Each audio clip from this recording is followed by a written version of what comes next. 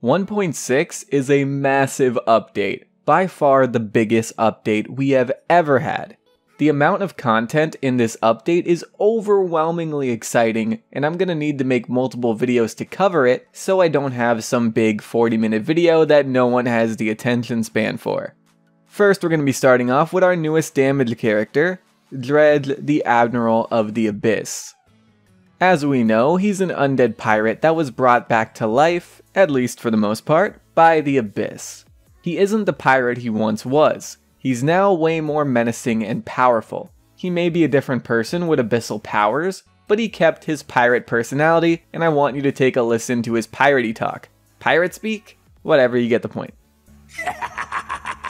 Gather round, mateys, so I can blow you up. Boo! You ever had your timbers shivered? You want to? Yo-ho, yo-ho, it's a pirate's death for me. I'll feed you to me, Kraken. I'll gut you like a fish. You about to take a long fall off a short plank. So as you heard, he's still a full-blown pirate, but like I said, he has plenty of new abyssal powers thanks to his Kraken friend. On that note, let's start talking about his kit. His primary weapon is a grenade launcher of sorts. At least in the way it acts, because it doesn't look like any kind of weapon I've ever seen personally.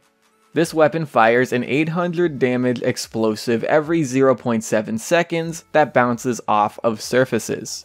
The bounce isn't exactly random either. They coded it in a way that lets you more accurately predict where it's going to go. When you reload his weapon, it fires out a 1000 damage projectile. I wonder how his burst would be with def hands, like you hit somebody directly with your primary attack, reload instantly, and fire off that 1k reload right after. That's a 1800 burst, but I don't think it'll probably be that effective because you'd have to be close and of course by def hands.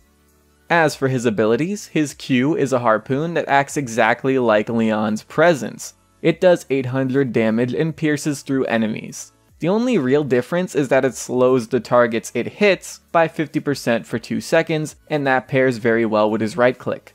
His right click fires off 3 special explosives that rise up when they hit the ground and explode for 950 damage after 2 seconds. It's a lot like Willow Seedling in a way, except you have a slow in your kit to make it easier for you to get off that damage.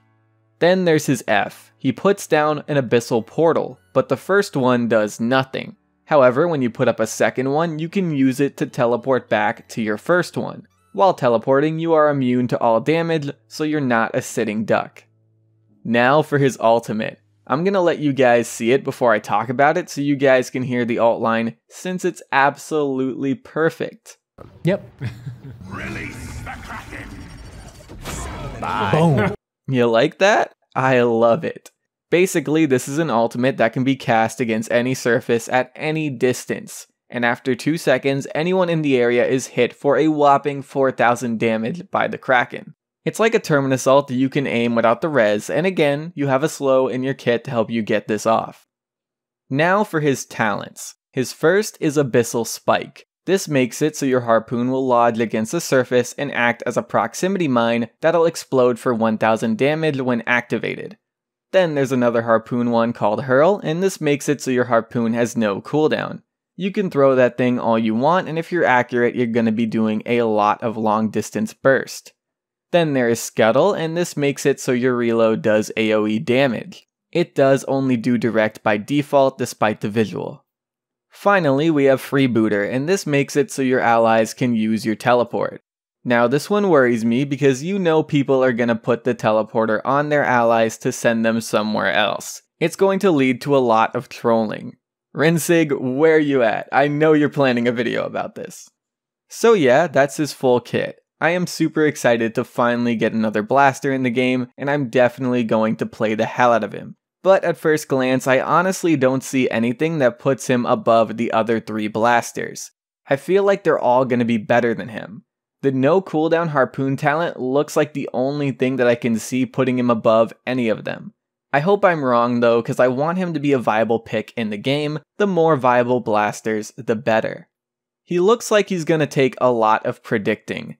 His teleport, ultimate, and right click all need some prior planning to get the most out of, even with the slow on the harpoon to help them out. His weapon also looks like it has more of a learning curve than the other blasters, and more of an element of luck as well, so he isn't quite as consistent as the other blasters, and that's a big part of why I worry for him. Whether he ends up being good or not doesn't really matter. If he ends up being underpowered, they'll buff him up rather quickly like they did with Khan, and we all saw what wonders Khan's buffs worked for him.